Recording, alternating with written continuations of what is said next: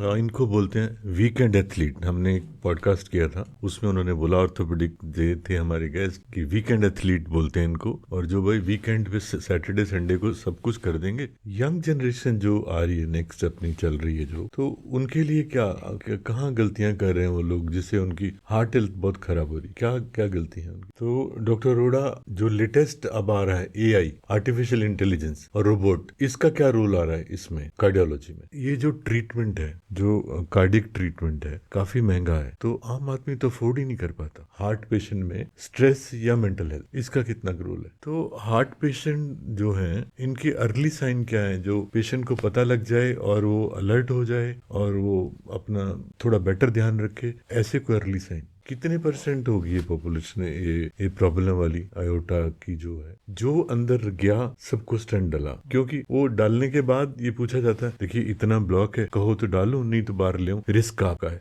Risk कौन लेगा? मैं तो नहीं लूंगा, कोई भी रिस्क नहीं लेगा। अब एक क्वेश्चन जो कॉमन है, जो हम सब डरते हैं, मैं भी डरता हूँ, कि एंजियोग्राफी हुई और एंजियोप्लास्टी हुई, ये बड़ा डर है, सबको डर है, मेरे हर रिश्तेदार को, मेरे हर जानकार को, कि भाई एंजियोग्राफी नहीं करानी, एंजियोग्राफी कराते हो स्टंट डाल देंगे। इसमें कितनी सच्चाई है? एक और टेस्ट आजकल जो कॉमन कराने की बात होती है, CT एंजियोग्राफी, तो इसके बारे में बताइए।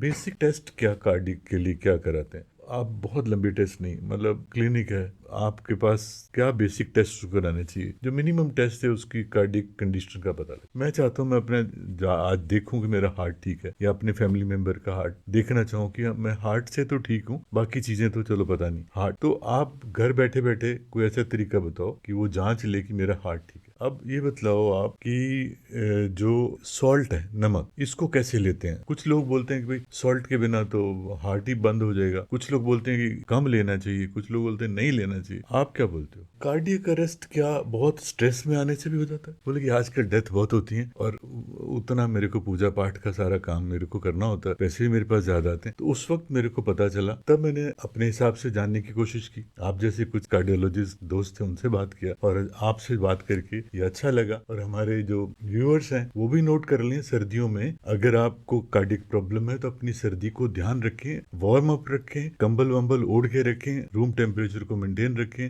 हो सकते हैं आपको प्रॉब्लम आ जाए, तो इसलिए सर्दियों में अपने हार्ट का बहुत ज्यादा ध्यान रखें। एक और इश्यूज आता है सर्दियों में। सर्दियों में हार्ट अटैक बहुत होते हैं, क्यों? ये हम हार्ट के पेशेंट्स में कहते भी हैं कि स्टूल पास करते हुए जोर नहीं लगाना चाहिए, उसके लिए लैक्सेटिव स्पेसिफिकली दिए जाते हैं। Correct correct. तो वो ध्यान रखना है। कौन सी दवाई? Sir, Ecosprin 300 mg, clopidogrel 300 mg और अटोरवास्टैटिन 80 mg। तो पहला इकोस्प्रिन 300, इकोस्प्रिन 300, दूसरा नाम क्लोपिडोग्रेल क्लोपिडेग्रल 300, 300 मिलीग्राम की, अटोरवास्टैटिन एटोरोस्टैटिन 80 mg। 80 mg। ये तीनों टैबलेट ले लेनी चाहिए। अगर आपको डाउट हो रहा है, कोई बंदा जा रहा है गाड़ी में जा रहा है, उसको सडन फील हो गया कि भाई मुझे तो शायद हार्ट अटैक हो रहा है, उसको पेन आया, जो कॉमन सिम्टम है, उसको क्या करना चाहिए उस वक्त?